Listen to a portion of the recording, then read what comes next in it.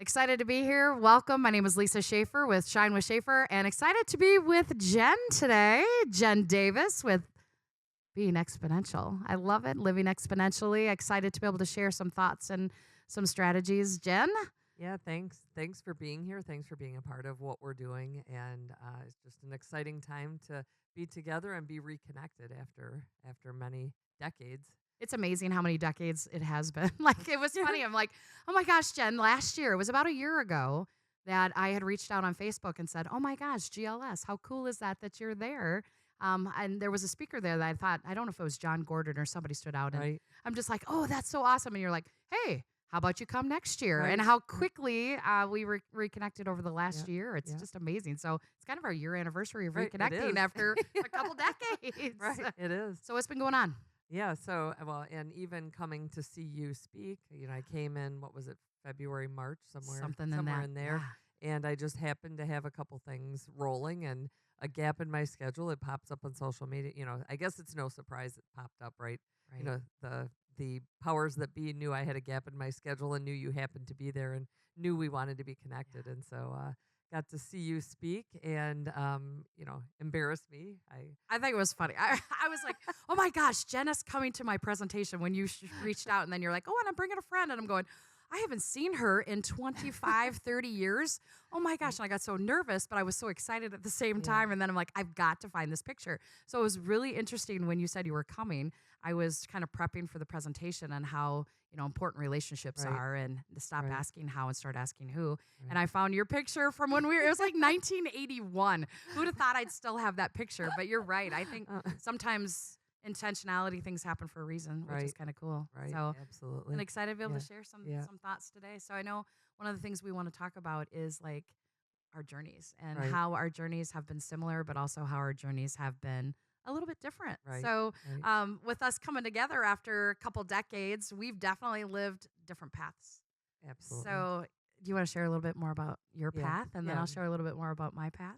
absolutely. So, from my perspective, we both grew up in farm country, so we're both farm kids from Wisconsin. Although, like I told you today, I considered myself a country kid because our 1,200 acres were not the ones we lived on, and so, but yeah, we grew up on small town America, and I left at 17, so I graduated from high school early and headed out.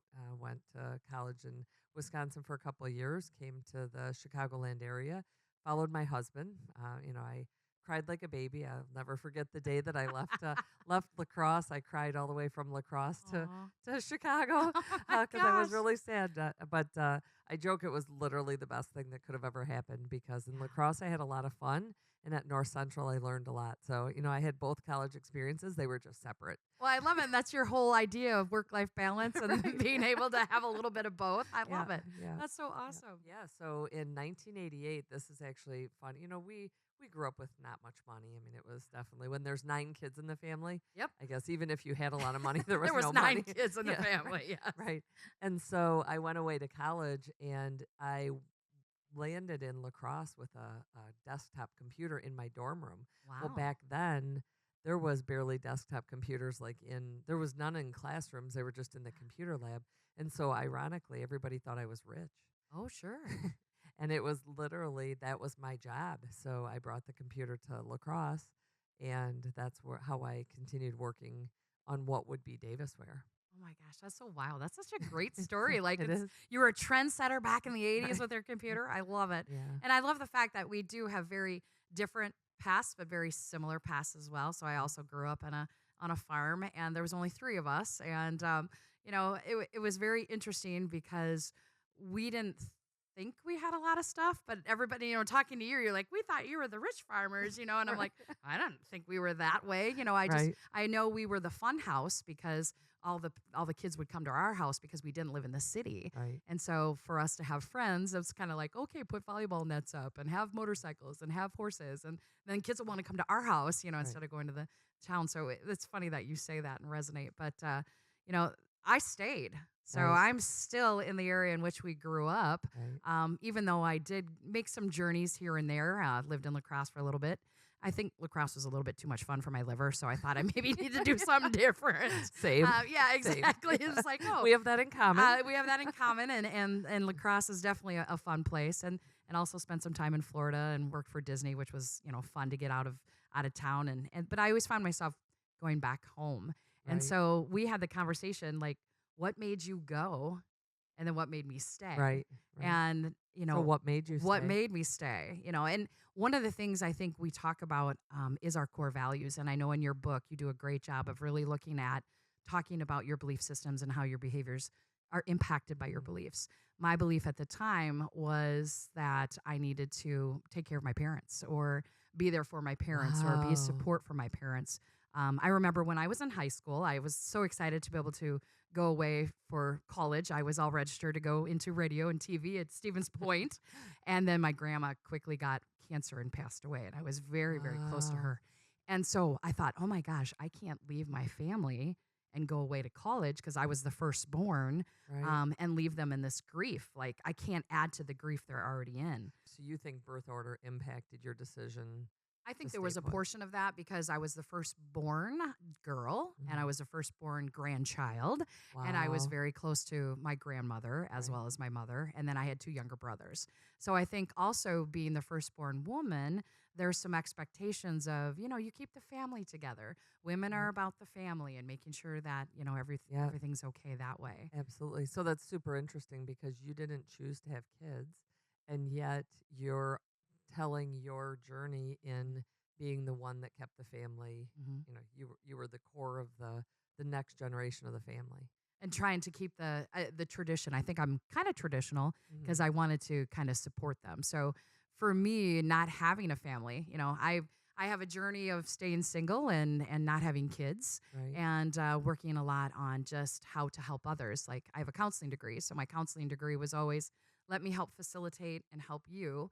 And I Right. think that came from being the firstborn because I had Right. to, help the family and help my Right. brothers, and it was a role I took on. I don't know if my parents are like, "You're the firstborn, you need to take care of us," or I don't know if that was Right. just a subliminal, subconscious type of thing that I assumed. Right. So, Right. And I think in my world, while I'm a caregiver, we definitely both have that in common. I love yeah. to help others. I like to serve others. I'm certainly a servant leader. I don't it never occurred to me that I would ever have to take care of my parents. And after, recently having to take care of my mom for, about a year and a half, it was a part of life that I didn't even know existed. Yeah. And so, was that because I was so far down the food chain at my own house that I didn't occur to me?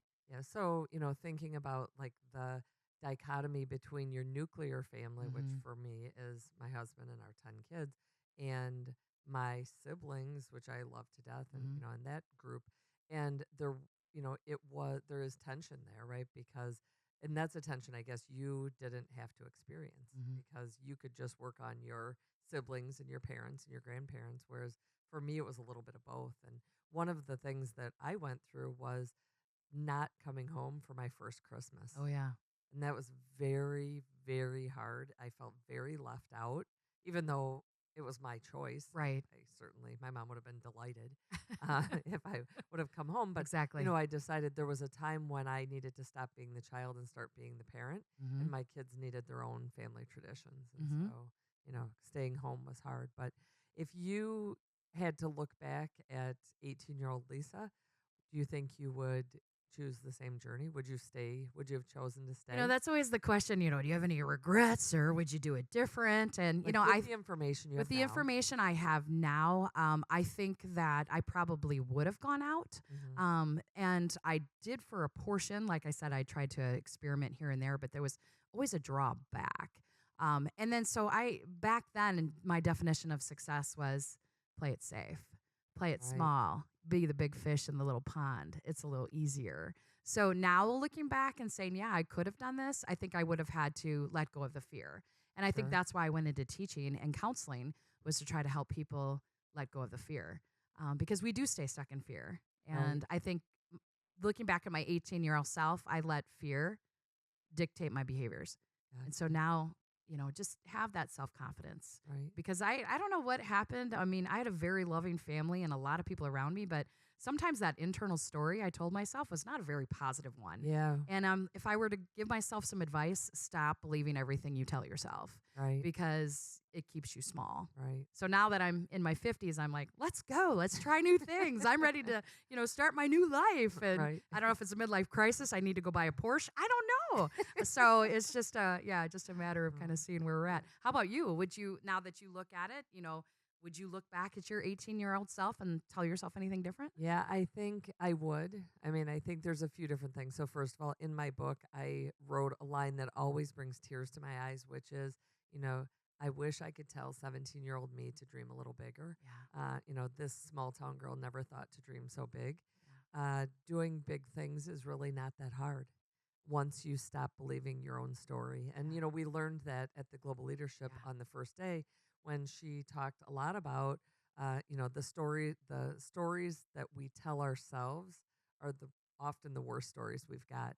And the Mhm. second thing that she told that I think would have been really impactful to 17-year-old me is that uh, the middle of the story is messy, and I don't know where the middle of the story is, nor do you. Yeah. And so, now looking back, I was so eager to leave. I remember 4 years old sitting in front of the television telling my mom I was moving to Sesame Street. Like I have that memory. Like I That's wanted awesome. to live in the city and be away, away, away.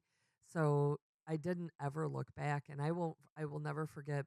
It would have been the fall of my sophomore year of college. I came home one day. Now I was only 2 hours away. It wasn't like I was Yeah. across the continent, but I drove back to Potosi for the first time, and in a few months, and I was like, "Wow, it's beautiful. This is a nice place," and Mm-hmm. I had never seen it. So I think when we are experiencing life, we don't see it. We don't see it from our own perspective. So it isn't until we leave that perspective and come back to it. So I think I would not have been so eager to leave.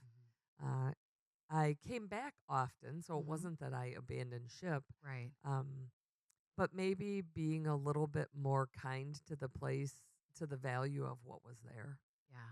Well, and I think sometimes you have to leave to be able to come back and experience, like, this was awesome. Hmm. So I don't necessarily live anywhere differently, but I'm constantly on the road. So my station is still Midwest, Southwest Wisconsin, Right. but I'm traveling all over and trying to see different places and different experiences. So it's funny because I'm still there, but I'm still leaving. Yep. So it's kind of like, okay, wait a minute here. But you're right. Every time I come home, I'm like, it's so pretty here. The river's so pretty. The bluffs are awesome. Every time I go into the city, I'm like, you guys have so much traffic. I don't know how you deal with this all Right. the time. And so you do start to appreciate things, I think.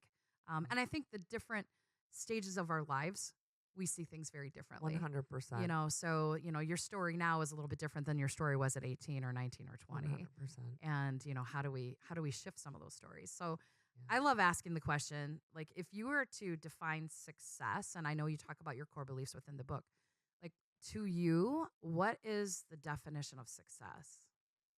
Success for me, and I think success for, no, now let me restate that. Success for me is making sure that as many things in your life as possible bring you joy.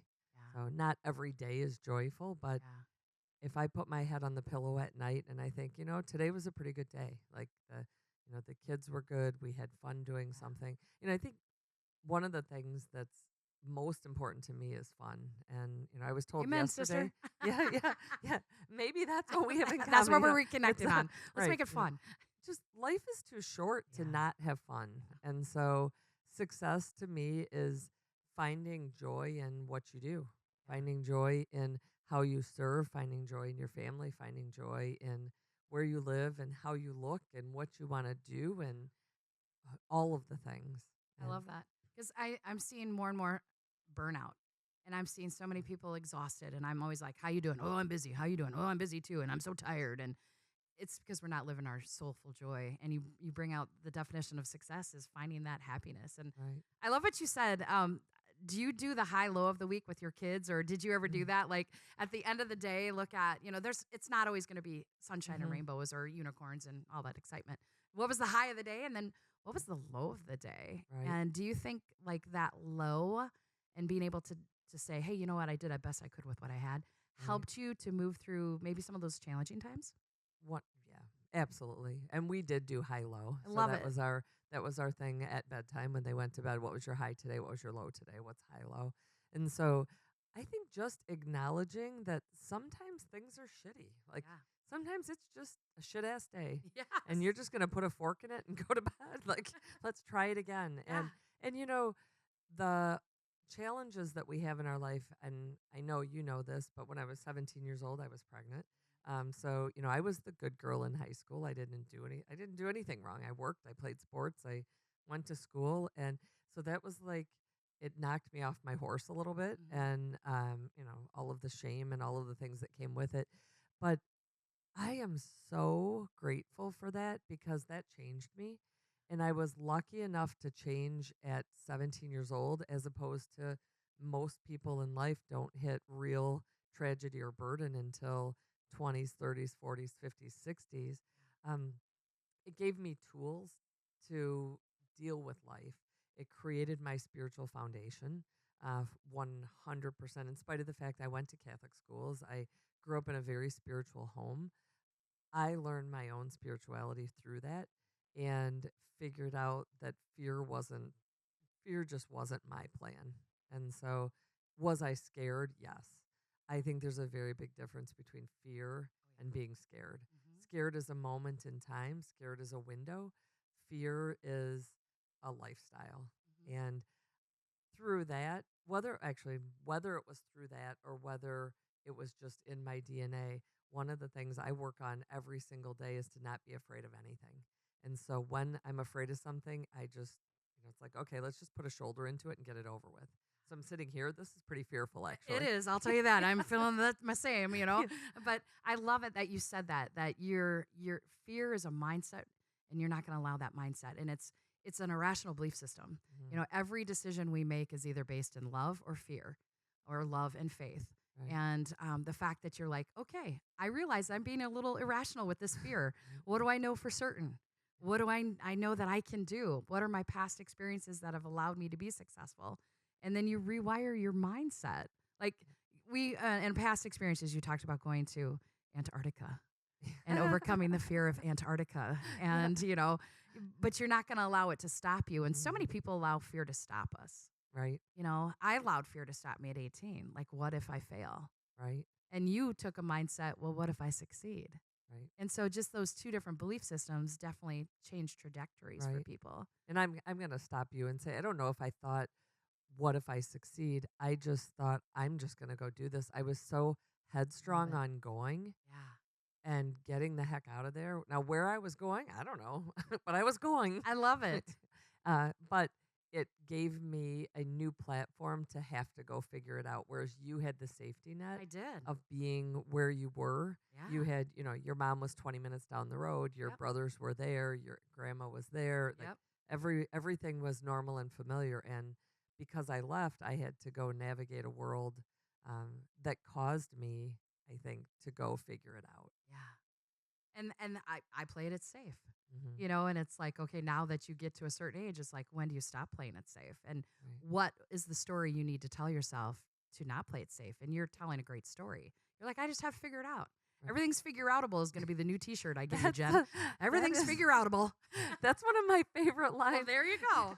It is literally it's everything is figure outable. I thought that this morning. We had a issue with some tickets for a concert, and the other people involved were all like, oh my gosh, we got to call the credit card. It was like, all right, just calm the F down. Like Yeah. everything's figure outable. This is Right. not that big of a deal. We're gonna go to our concert. Yeah. You're gonna get your money back, and And we're going to today's have gonna fun. be a good day. Yeah. It's okay. So Which I love that because that's such a great mindset, mm, especially in crisis. mhm, Because I think in crisis, we have to be agile.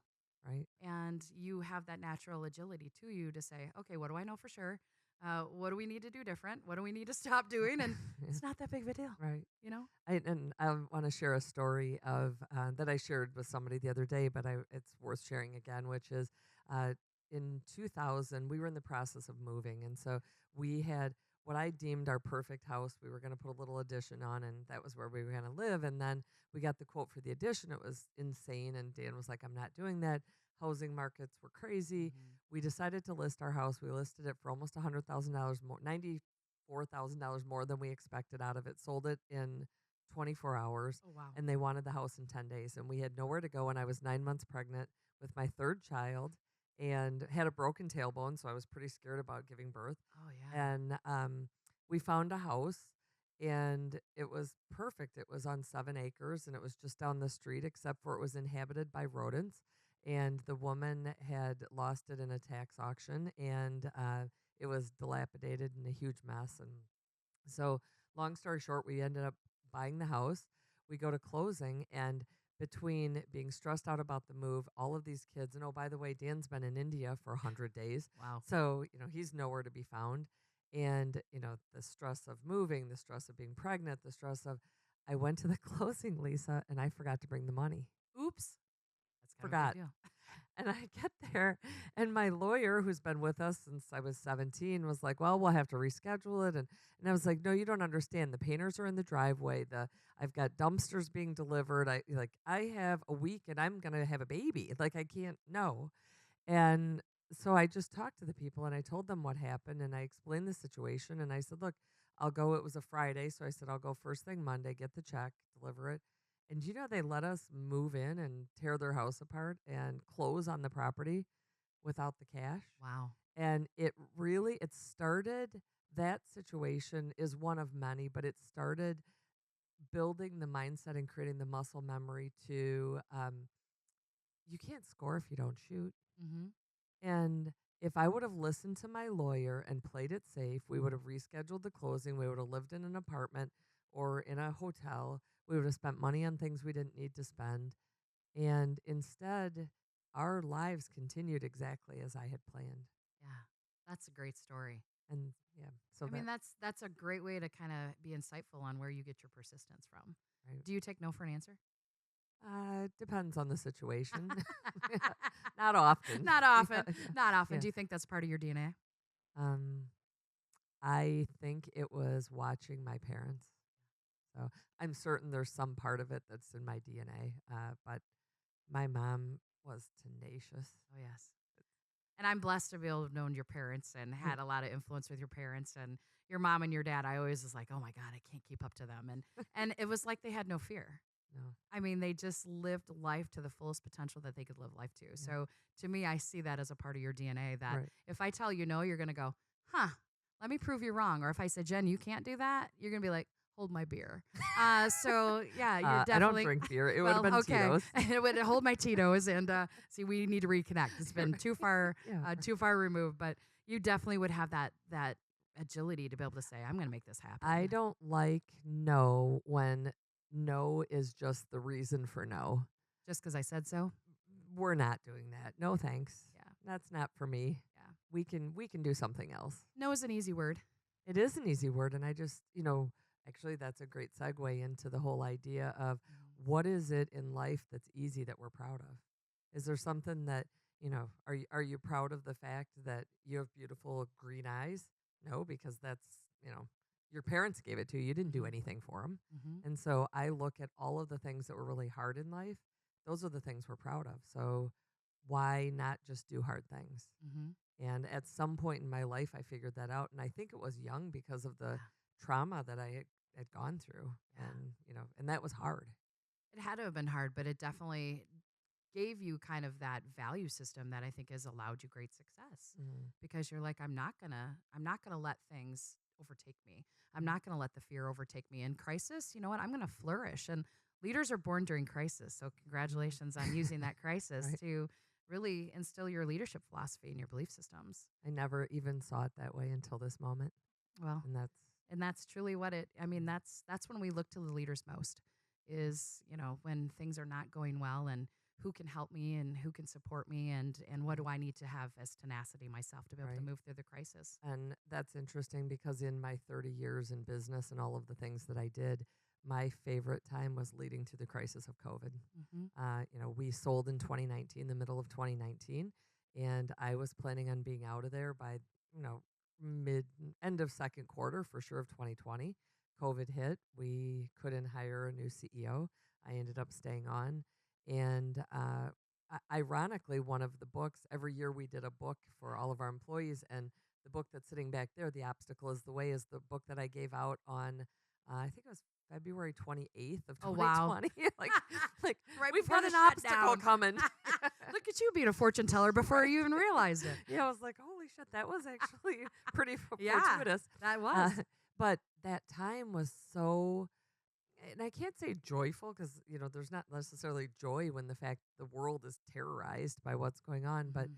uh, it was fun. It was so fun Yeah. to help people see that they could do things and help mold their mindsets to a can do attitude. Yeah. You know, one of the things that we did May baskets. So May Oh, 1st, fun. I hired one of our employees who wasn't afraid of what was going on to go to every one of our employees' houses and hang a May basket with Girl Scout cookies on their door. And, you know, it brought everybody together. Yeah. And, you know, he didn't have an attitude of fear. So I'm like, okay, let's go do this. And Yeah. one of the things that we did during that crisis was I agreed with every customer who would go live that I would go on site because I felt that was Mhm. the leadership role that I was in. And it changed every one of those small things changed the trajectory of the fear in the building. And instead of being fearful, people were fighting through it. Yeah. Because you found yourself in a common purpose and you connected on it, a Hmm. relationship importance, Hmm. value. And I'm sure you had people going, Jen, that is not the smart thing to do. Jen, do you know we're in a pandemic? What if? I just How didn't did you get? answer those phone I was going to calls. say, how did you get through some of those like, Jen, you're doing it wrong. You shouldn't be doing it that way. And all the people that were shooting on you. Yeah. How did you move through that with the tenacity that you did? Yeah.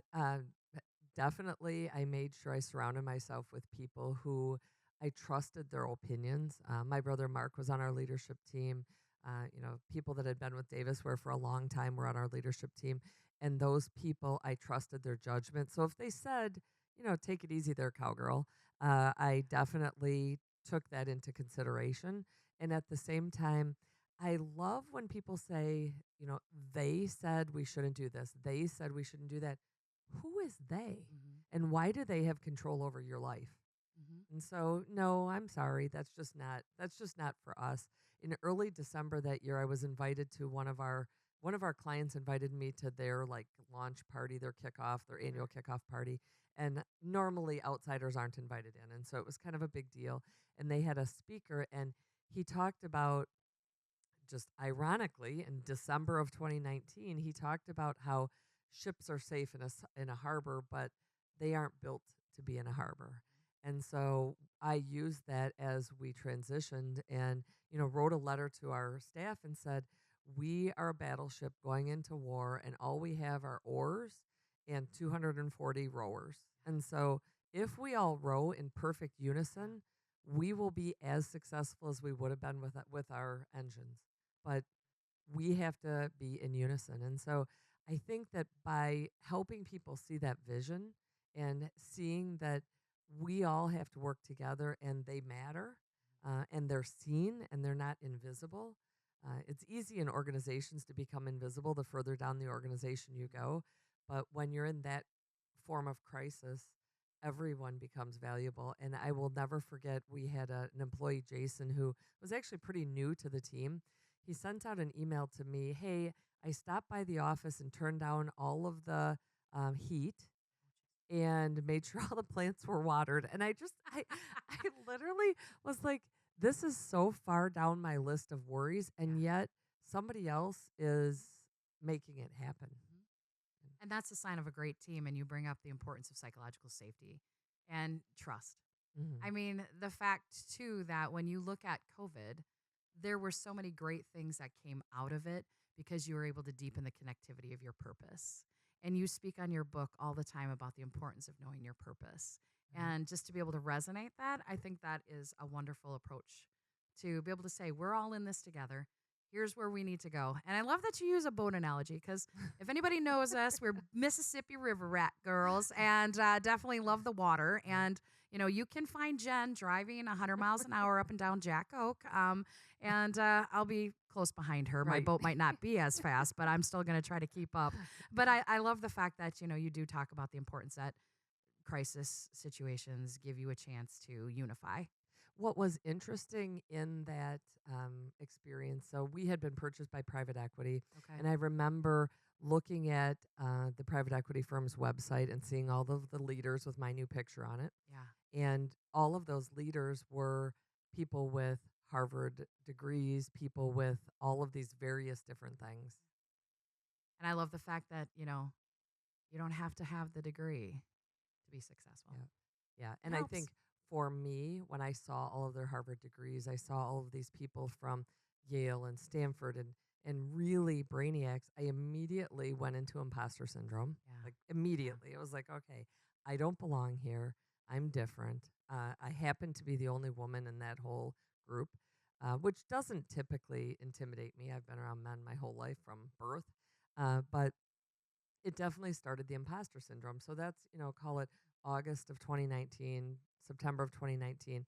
Then fast forward, COVID starts, and all of the CEOs and executives that were on those teams, they were hired guns. They hadn't grown up in those businesses, and not to diminish their value, but they didn't know what to do. And suddenly I found myself in a role of really strong leadership and leading the way. We were the first of the Sarent portfolio companies to shut our office down. We were the first ones to apply for a PPP loan. We were the first ones and led the way on doing all of the forgiveness, the loan forgiveness. Each one of the things, we wrote a policy on the work for home that we shared with all of them. I led all of those CEOs, and it was like I spent the last 6 months thinking I was an imposter. And as it turns out, I was the expert Hmm. and I just didn't know it. And wouldn't it be amazing if somehow our ears could actually hear the reality of our actual lives? Yeah. It's amazing how quickly comparison allows our stories Mhm, of minimization and imposter to put us into a fear mindset. mhm, I'm not good enough. I'm not thin enough. I'm not pretty enough. I'm not rich enough. I'm not smart enough. I shouldn't be able to do this. And to be able to say, you know what, I'm not believing that. I'm doing this. This is what we're going to try. And the thing that I love about you is you are innovative because you're not scared of making a mistake. You're like, mhm. oh, everything's figure outable. You know what? We're going to do this. We're going to try it. We're going to see what works, what doesn't work, what do we need to do different. But I'm not scared to make the mistake. Sometimes people overanalyze and don't even start because they're scared of the mistake. Yeah, and I think now why is that? I don't know. I You're right. Mistakes don't scare me. They don't define me. Hmm. Certainly, I've had my share of them. I think I've listed a few here. Yeah, exactly. uh, but in the end, as long as it turned out, maybe that's how I measure my success is what the outcome is, Hmm. as opposed to looking at the incremental failures that got me there. Yeah. Now, mistakes with my mom were probably a okay. Like I think she didn't. There was, if you were tipping over a hay wagon or doing something, I mean, you were going to get your ass chewed. Oh, There yeah. was no, there was no kindness there when it came to my dad. There wasn't a lot of forgiveness on mistakes. So, uh, was it my mom's influence? Is it just born in me? Is it that I'm outcome driven? You know, I don't know. And that's one to explore because you are very results driven, which I think Mhm, is great. And then you will say sometimes you have to go through the pain to get to the mhm, happiness or the mhm. joy. Yeah, And so many times people are scared of the pain. We don't want the pain. It's right. too hard. Nobody wants Nobody pain. wants it, but you're willing to say, yeah, that's a part of the process. Trust the process. There's going to be highs, there's going to be Mhm. lows, and the honoring both, I think, definitely has allowed you to be very successful in what you do. And you're going to have pain whether you want it or not, Oh so you yeah. might as well just get it over with. That's how Yeah. I see it. It's Yeah, there like, you go. yeah, And most people are like, no, I want to avoid it as long as possible. But, right. and I think that's truly a mindset too. Yeah, yeah, Yeah. Well, for that's, sure. that's some great stories. And I definitely think it's testament of who you are and why Mhm. you've been able to achieve what you've been able to So achieve. earlier you talked about core beliefs, Yeah. and obviously that's something that's really foundational in my book. When you think about core beliefs, like I'd love to hear what if you've defined yours and what you like. What would you call your core beliefs? So to me, the core belief I think is really I need to add value to every single person I come in contact with. So I take a belief and a mindset that I want to bring light to the room when I walk in, not when I walk out. And what can I do today to make your life a little bit better? And so I want to facilitate opportunities for them So to. it's a single core It belief. is a single core belief that I want to add value to every single person I come into contact with. I believe And in relationships. My whole premise is relationships. I want people by interacting with me to feel empowered in themselves. So that's I think why I went into education. I went into counseling. I wanted to be able to um, teach them the importance of their own story and how they can make a difference, even if it's on the smallest scale. You know, how many times have you gone to a store and just smiled at somebody? mhm. And a simple smile can be in an impactful situation for somebody. And people will be like, "Oh, you remember that lady in the store? And she was so happy, and she didn't get mad at me because my cart was in the middle, but she actually just smiled at me as she moved That wasn't around me." me. I, but I mean, that's Yeah, that a core belief to me is how can I add value to someone, right. and with my presence being here, how can I make a difference in their life? When did you figure out that was your core belief? I think when I was 3, I Wow. think my whole life has been how do I add value to someone.